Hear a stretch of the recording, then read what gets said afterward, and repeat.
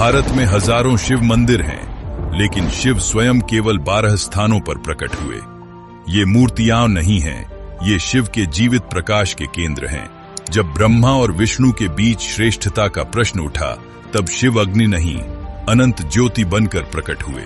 न उस प्रकाश का आरंभ मिला, न उसका अंत, और वही अनंत ज्योति धरती पर 12 बिंदुओं पर स्थिर हो गई। यहीं से जन्म हुआ 12 ज्योतिर्लिंगों का। लेकिन हर ज्योतिर्लिंग एक जैसी कथा नहीं कहता। कहीं शिव प्रकट हुए संतुलन स्थापित करने के लिए, कहीं वे ठहरे माता के आंसुओं से द्रवित होकर, कहीं वे बने समय के स्वामी महाकाल, और कहीं मृत्यु को भी मोक्ष में बदल दिया। सोमनाथ से लेकर घृष्णेश्वर तक ये 12 स्थान भारत की सीमाओं पर नहीं, मानव चेतना की सीमाओं पर स्थित है। इस वीडियो में आप जानेंगे हर ज्योतिर्लिंग की असली उत्पत्ति और वो रहस्य जो ज्यादातर लोग नहीं जानते। वीडियो शुरू करने से पहले चैनल को सब्सक्राइब कर लीजिए, ताकि हमारी टीम को ऐसी ऐतिहासिक और पौराणिक कथाएं आपके लिए लगातार लाने की प्रेरणा मिलती रहे। तो चलिए शुरू करते हैं ये सफर। हर हर महादेव।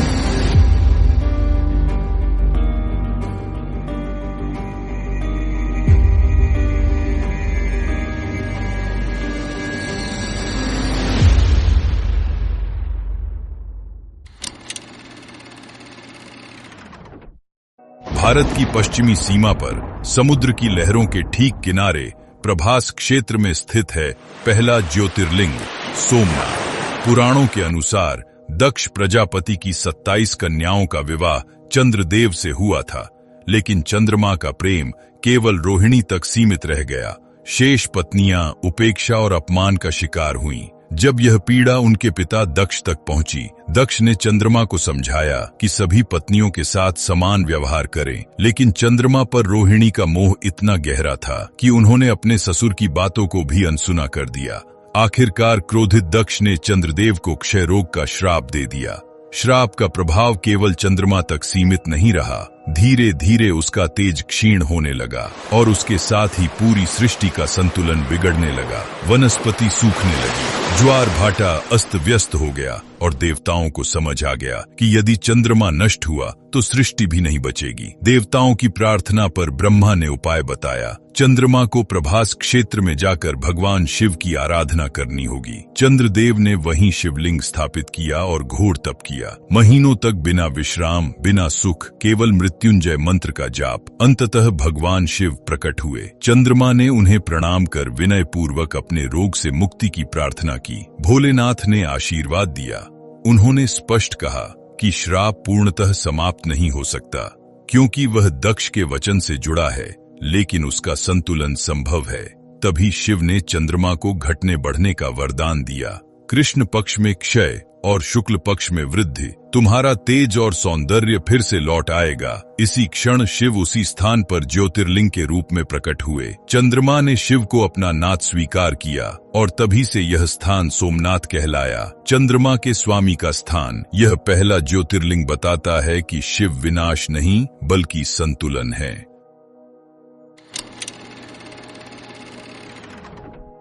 दूसरा ज्योतिर्लिंग हमें दक्षिण भारत के श्रीशैल पर्वत पर ले जाता है। मल्लिकार्जुन, यह आंध्र प्रदेश के श्रीशैल पर्वत पर स्थित है। एक ऐसा स्थान जिसके दर्शन मात्र से मोक्ष की प्राप्ति कही गई है। यह स्थान शिव और शक्ति दोनों की उपस्थिति का प्रतीक है। कथा शिव पार्वती के पुत्रों से जुड़ी है। एक समय गणेश और कार्तिकेय के विवाह को लेकर विवाद उत्पन्न हुआ। कार्तिकेय ने कहा कि वे बड़े हैं तो पहले उनका विवाह होना चाहिए, लेकिन गणेश भी पीछे नहीं हटे। निर्णय के लिए दोनों शिव पार्वती के पास पहुंचे। भगवान शिव ने प्रस्ताव रखा, जो पहले पृथ्वी की परिक्रमा कर वापस आएगा उसी का विवाह पहले होगा। कार्तिकेय अपने मयूर पर सवार होकर तुरंत निकल पड़े। परंतु गणेश जी भारी शरीर और चूहे जैसे वाहन के साथ तेजी से कैसे घूम सकते थे। उन्होंने अपनी बुद्धिमत्ता का परिचय उन्होंने माता पिता शिव पार्वती को एक आसन पर बैठाया, उनकी 7 बार परिक्रमा की और कहा, माता पिता ही संपूर्ण ब्रह्मांड हैं। शिव और पार्वती इस बुद्धि से अत्यंत प्रसन्न हुए और गणेश का विवाह रिद्धि सिद्धि से कर दिया। जब कार्तिकेय लौटे और यह देखा तो उनका हृदय आहत हो गया। वे क्रोंच पर्वत की ओर चले गए और वहीं तप करने लगे। माता पार्वती का हृदय पुत्र वियोग से भर गया। शिव उन्हें मनाने स्वयं वहां पहुंचे, लेकिन कार्तिकेय 3 योजन दूर चले गए। उस क्षण पार्वती के नेत्रों से आंसू बह निकले। माता के इस मौन दुख को देखकर शिव वहीं स्थिर हो गए। उन्होंने उसी स्थान पर ज्योतिर्लिंग रूप में निवास करने का निर्णय लिया। पार्वती भी वहीं विराजमान रहीं। मल्लिका अर्थात पार्वती और अर्जुन अर्थात शिव, इस प्रकार यह ज्योतिर्लिंग मल्लिकार्जुन कहलाया। इसी स्थान पर शक्तिपीठ भ्रमरांबा देवी का भी वास है और यह एकमात्र स्थान है जहां ज्योतिर्लिंग और शक्तिपीठ एक साथ स्थित हैं। यह ज्योतिर्लिंग बताता है कि शिव केवल संहारक नहीं बल्कि करुणा और पारिवारिक संवेदना के देवता हैं। तीसरा ज्योतिर्लिंग हमें मध्य भारत की प्राचीन नगरी उज्जैन ले आता है। महाकालेश्वर यह एकमात्र दक्षिणमुखी ज्योतिर्लिंग है और समय के अधिपति का प्रतीक है। शिव पुराण के अनुसार अवंतिका नगरी में वेदप्रिय नामक एक ब्राह्मण अपने पुत्रों सहित प्रतिदिन पार्थिव शिवलिंग की पूजा करता था। उनके 4 पुत्र देवप्रिय, प्रियमेधा, संस्कृत और सुवृत भी शिव भक्ति में लीन रहते थे। उसी समय दूषण नामक एक असुर, जिसे ब्रह्मा से अजयता होने का वर प्राप्त था, धर्म और वेदों का नाश करने लगा। जब उसने उज्जैन पर आक्रमण किया तब नगरवासी भयभीत हो गए। वो अपनी विशाल सेना के साथ अवंती पर चढ़ आया। ब्राह्मणों को मारने का आदेश देते हुए वो स्वयं भी उन 4 शिव भक्त भाइयों के पास पहुंचा, लेकिन वेदप्रिय और उसके पुत्र पूजा में लीन रहे। उन्होंने केवल शिव का नाम लिया। जैसे ही दूषण ने उन पर हमला करने का प्रयास किया, उसी क्षण मिट्टी का वह पार्थिव लिंग फट पड़ा और उसमें से एक विकराल ज्योति प्रकट हुई। उस ज्योति से स्वयं शिव महाकाल के रूप में प्रकट हुए, काल के भी काल। शिवजी ने गर्जना करते हुए कहा, अरे अधर्मी, तुझ जैसे पापियों के विनाश के लिए ही मैं महाकाल के रूप में आया हूँ। केवल हुंकार से उन्होंने दूषण और उसकी सेना का नाश कर दिया। दैत्य भाग खड़े हुए और आकाश से फूलों की वर्षा होने लगी। प्रसन्न होकर भगवान शिव ने उन 4 भाइयों से वर मांगने को कहा। उन्होंने निवेदन किया, हे प्रभु, आप यहीं सदा के लिए निवास करें और दर्शन करने वालों को कल्याण प्रदान करें। भगवान शिव ने उनकी प्रार्थना स्वीकार की और उसी स्थान पर महाकालेश्वर के रूप में स्थिर हो गए। तभी से उज्जैन में शिव महाकालेश्वर के रूप में विराजमान हैं। आज भी यहाँ भस्म आरती होती है, जो यह स्मरण कराती है कि अंततः सब कुछ भस्म है, केवल शिव शाश्वत हैं।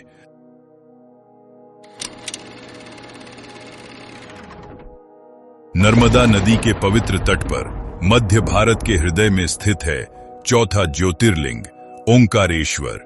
यह स्थान केवल भौगोलिक नहीं बल्कि प्रतीकात्मक रूप से भी अत्यंत विशेष है। यहाँ शिव के 2 रूपों की पूजा होती है, ओंकारेश्वर और ममलेश्वर। नर्मदा यहाँ 2 धाराओं में विभक्त होकर एक ऐसे द्वीप का निर्माण करती है जिसका आकार स्वयं ओम के समान माना जाता है। यही कारण है कि इस पर्वत को ओंकार पर्वत कहा गया। शिव महापुराण के अनुसार एक बार नारद मुनि भ्रमण करते हुए विंध्याचल पर्वत पर पहुंचे। विंध्य पर्वत ने उन्हें आदरपूर्वक पूजा अर्पित की, परंतु उसमें अहंकार था। उसे लगा कि उसमें किसी चीज की कमी नहीं। नारद जी ने मुस्कुराते हुए कहा, तुम ऊंचे हो, पर मेरु पर्वत तुमसे भी ऊंचा है। यह सुनकर विंध्याचल को आत्मग्लानि हुई। उसने तय किया कि वह भगवान शिव की कठोर तपस्या करेगा। वह उस स्थान पर गया जहां ओंकार स्वयं विद्यमान है और वहां पार्थिव लिंग बनाकर 6 महीने तक पूजा करता रहा। विंध्य की निष्ठा और तपस्या से प्रसन्न होकर भगवान शिव प्रकट हुए और बोले, मैं तुमसे प्रसन्न हूं, वर मांगो। विंध्य ने शिव से उत्तम बुद्धि की याचना की, जिसे शिव ने सहज स्वीकार किया। उसी समय वहां आर्षि और देवता भी पहुंचे और भगवान से प्रार्थना की, हे शिव, कृपा करके यहीं सदा के लिए विराजिए। भगवान शिव ने उनकी प्रार्थना स्वीकार कर लिया और तभी एक ही लिंग से दो रूप प्रकट हुए। जो प्रणव रूप में प्रकट हुए वे कहलाए ओंकारेश्वर और जो पार्थिव लिंग में प्रतिष्ठित हुए वे कहलाए ममलेश्वर या अमलेश्वर। इस प्रकार ओंकारेश्वर और ममलेश्वर नाम से प्रसिद्ध हुए। यह ज्योतिर्लिंग आज भी भक्तों को दर्शन देकर उनका कल्याण करते हैं। इस कथा का सार यही है कि अहंकार चाहे प्रकृति का ही क्यों न हो, अंततः उसे शिव तत्व के आगे झुकना पड़ता है। ओंकारेश्वर हमें सिखाता है कि शिव शक्ति है जो अहंकार को शांत कर संतुलन स्थापित करती है।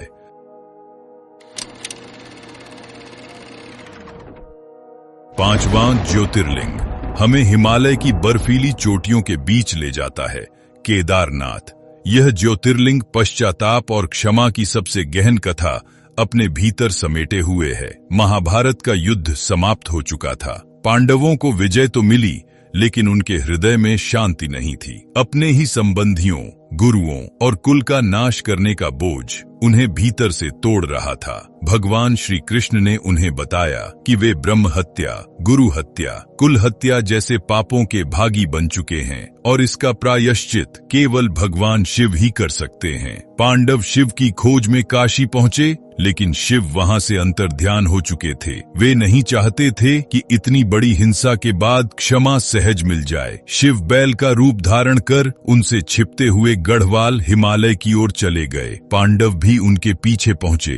केदार क्षेत्र में शिव अन्य पशुओं के बीच छिप गए। भीम ने एक युक्ति से अपने शरीर को पर्वत जितना बड़ा किया और पशुओं को भयभीत कर भगाने लगा। भीम ने जब उस बैल की असामान्य स्थिरता देखी तो समझ गए कि यही शिव हैं। जैसे ही उन्होंने बैल को पकड़ना चाहा, वह धरती में समाने लगा। भीम ने बैल की पीठ को पकड़ लिया, जो वहीं रह गई, और बाकी शरीर के 4 भाग उत्तराखंड के अन्य क्षेत्रों में प्रकट हो गए। पंच केदार की स्थापना, पीठ केदारनाथ, मुख रुद्रनाथ, भुजाएं तुंगनाथ, नाभि मधेश्वर, जटाएं कल्पेश्वर, इन 5 स्थलों को पंच केदार कहा जाता है। पांडवों ने इन्हीं स्थानों पर शिवलिंग स्थापित किए और मंदिरों का निर्माण करवाया। भगवान शिव ने प्रसन्न होकर उन्हें पापों से मुक्त कर दिया। केदारनाथ मंदिर का निर्माण बाद में पांडवों के पौत्र जन्मेजय ने मंदिर का विस्तार करवाया और जनसाधारण के लिए पूजा की अनुमति दी। आदि शंकराचार्य ने भारत की चारों दिशाओं में 4 धाम की स्थापना की और केदारनाथ मंदिर का पुनर्निर्माण करवाया। अपने अंतिम समय में वे यहीं समाधिस्थ हुए। उनकी समाधि आज भी मंदिर के पास स्थित है। केदारनाथ का शिवलिंग बैल की पीठ के आकार में पूजित होता है। यह ज्योतिर्लिंग बताता है कि शिव तब प्रकट होते हैं जब अपराध बोध अहंकार नहीं बल्कि आत्म स्वीकृति बन जाता है। छठा ज्योतिर्लिंग महाराष्ट्र की सह्याद्री पर्वतमाला में स्थित है, भीमा शंकर। यह कथा शिव के रक्षक रूप को उजागर करती है। पुराणों के अनुसार भीम नामक एक शक्तिशाली राक्षस था जो कुंभकर्ण रावण का भाई का पुत्र था। उसका जन्म कुंभकर्ण की मृत्यु के बाद हुआ था, इसलिए वह अपने पिता की मृत्यु के कारणों से अनजान था। एक दिन उसकी मां ने उसे बताया कि श्री राम ने उसके पिता का वध किया था। यह जानकर भीम क्रोधित हो उठा और श्री राम का वध करने का संकल्प ले लिया। उसने वर्षों तक ब्रह्मा जी की तपस्या की और उनसे विजय होने का वरदान प्राप्त किया और उसी बल से तीनों लोकों में अत्याचार फैलाने लगा। उसने देवताओं, ऋषियों और मानवों पर अत्याचार किए और पूजा पाठ व यज्ञ बंद करवा दिए। यज्ञ, तप और वेद पाठ रुक गए। देवता और ऋषि भयभीत होकर शिव की शरण में पहुंचे। उसी समय भीम ने एक परम शिव भक्त राजा को बंदी बना लिया, जो कारागार में भी पार्थिव शिवलिंग की पूजा कर रहा था। जब राक्षस ने उस शिवलिंग को नष्ट करने का प्रयास किया, तभी उसी लिंग से भगवान शिव प्रकट हुए। केवल हुंकार से उन्होंने भीम राक्षस का वध कर दिया। देवताओं ने भगवान शिव से अनुरोध किया कि वे ज्योतिर्लिंग के रूप में यहाँ विराजमान हो। देवताओं की प्रार्थना स्वीकार करते हुए भगवान शिव वहीं लिंग रूप में प्रतिष्ठित हुए। इस स्थान को ही आज भीमा शंकर ज्योतिर्लिंग के नाम से जाना जाता है। यह ज्योतिर्लिंग स्पष्ट करता है कि जब भक्ति संकट में होती है, तब शिव केवल साक्षी नहीं रहते, वे रक्षक बनकर प्रकट होते हैं।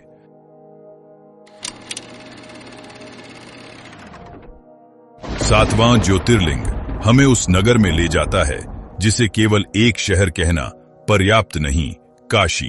काशी विश्वनाथ भगवान शिव के 12 ज्योतिर्लिंगों में से 7वां और अत्यंत महत्वपूर्ण ज्योतिर्लिंग है। यह वाराणसी काशी में स्थित है, जो स्वयं भगवान शिव की प्रिय नगरी मानी जाती है। पुराणों के अनुसार काशी सृष्टि का वह बिंदु है जहां शिव स्वयं निवास करते हैं। कहा जाता है कि जब प्रलय आता है और संपूर्ण सृष्टि नष्ट हो जाती है, तब भी काशी नष्ट नहीं होती।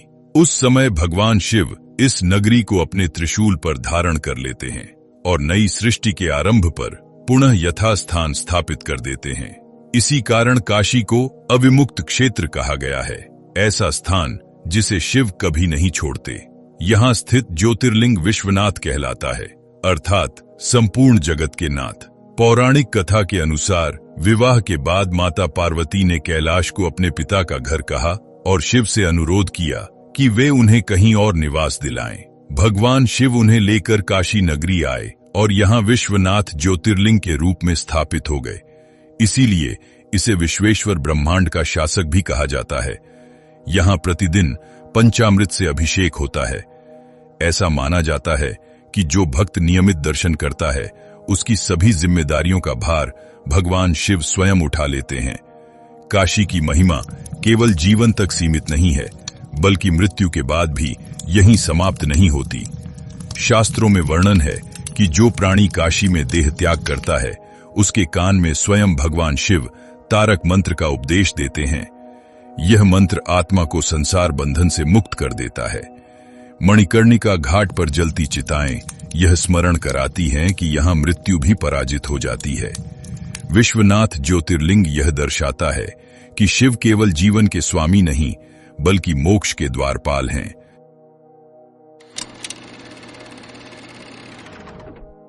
8वां ज्योतिर्लिंग हमें महाराष्ट्र के नासिक क्षेत्र में ब्रह्मगिरी पर्वत पर ले जाता है, त्र्यंबकेश्वर। यह स्थान गोदावरी नदी का उद्गम भी है और शुद्ध की कथा से जुड़ा हुआ है। पुराणों के अनुसार गौतम ऋषि अपनी पत्नी अहिल्या के साथ यहाँ रहते थे।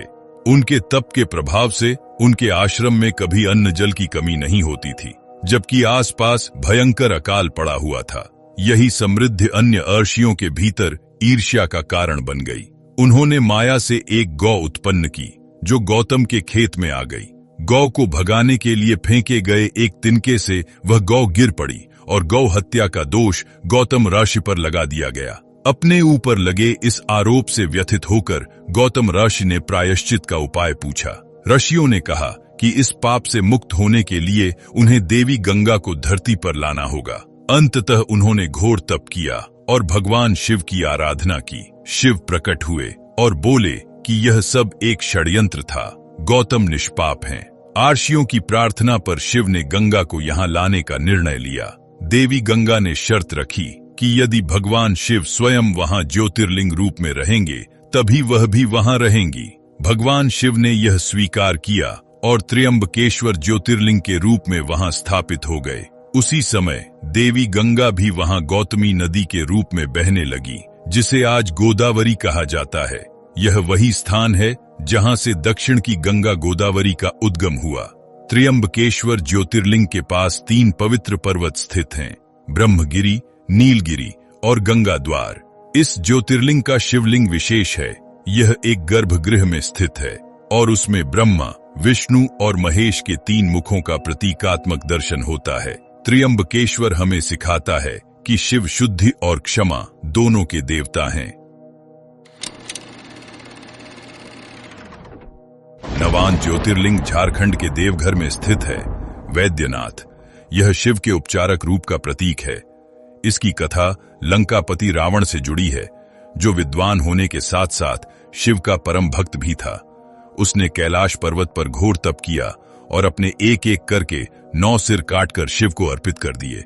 जब वह 10वां सिर काटने को तत्पर हुआ, तब भगवान शिव प्रकट हुए और उसे रोक दिया। उसकी भक्ति से प्रसन्न होकर शिव ने उसे वर मांगने को कहा और उसके सभी सिर पहले की तरह जोड़ दिए। रावण ने शिवलिंग को लंका ले जाने की अनुमति मांगी। शिव ने शर्त रखी कि यदि मार्ग में शिवलिंग को कहीं रखा गया तो वह वहीं स्थिर हो जाएगा। देवताओं ने इस स्थिति को रोकने के लिए गणेश से सहायता मांगी। गणेश ने एक बालक का रूप धारण किया और देवघर के समीप रावण को लघु शंका के बहाने शिवलिंग रखवा दिया। जैसे ही शिवलिंग भूमि से स्पर्श हुआ, वह वहीं स्थिर हो गया। रावण ने बहुत प्रयास किया, लेकिन उसे हिला नहीं सका। उसने क्रोधित होकर अंगूठा दबाया और लंका चला गया। उधर देवताओं और अर्षियों ने वहां पहुंचकर शिवलिंग की पूजा की और उसका वैद्यनाथ ज्योतिर्लिंग के रूप में प्रतिष्ठा की। यह ज्योतिर्लिंग रोग, पीड़ा और शारीरिक कष्टों से मुक्ति का प्रतीक माना जाता है। 10वां ज्योतिर्लिंग हमें भारत के पश्चिमी तट पर द्वारका के समीप ले जाता है। नागेश्वर। यह ज्योतिर्लिंग शिव के रक्षक रूप का एक और सशक्त प्रमाण है। पुराणों के अनुसार सुप्रिया नामक एक वैश्य भगवान शिव का अनन्य भक्त था। वह व्यापार करता था, लेकिन हर कार्य शिव को समर्पित करके ही आरंभ करता था। दारुक वन में एक राक्षसी दारुका अपने पति दारुक के साथ रहती थी, जिसे शिव भक्ति से घोर घृणा थी। मां पार्वती के वरदान से वह उस वन को कहीं भी ले जा सकती थी।